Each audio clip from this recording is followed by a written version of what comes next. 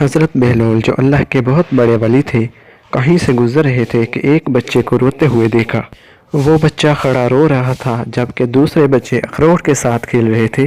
بہلول نے سمجھا شاید یہ بچہ اس لیے رو رہا ہے کہ اس کے پاس اخروٹ نہیں ہے، میں اسے اخروٹ لے کر دیتا ہوں تاکہ یہ بچہ بھی دوسرے بچوں کی طرح اخروٹ سے کھیلے اور رونا بند کر دے۔ بہلول نے کہا بیٹا رو نہیں، میں تجھے اخروٹ لے کر دیتا ہوں، تو بھی کھیل۔ اس بچے نے کہا اے بہلول کیا ہم دنیا میں کھیلنے آئے ہیں؟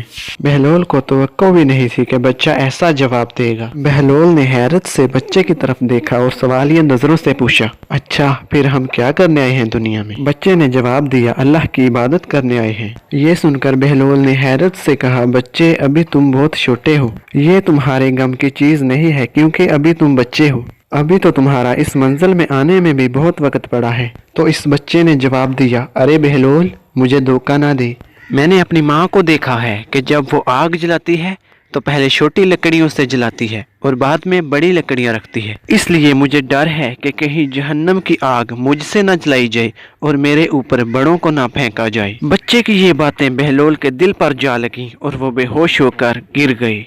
دوستو ایسی مزید ویڈیوز حاصل کرنے کے لیے ہمارے YouTube channel Urdu rights PK کو سبسکرائب کر لیجئے، اور اگر آپ کو ہماری ویڈیو اچھی لگے تو اس کو لائک اور شیئر بھی کر دیجئے گا اپنے دوستوں کے ساتھ۔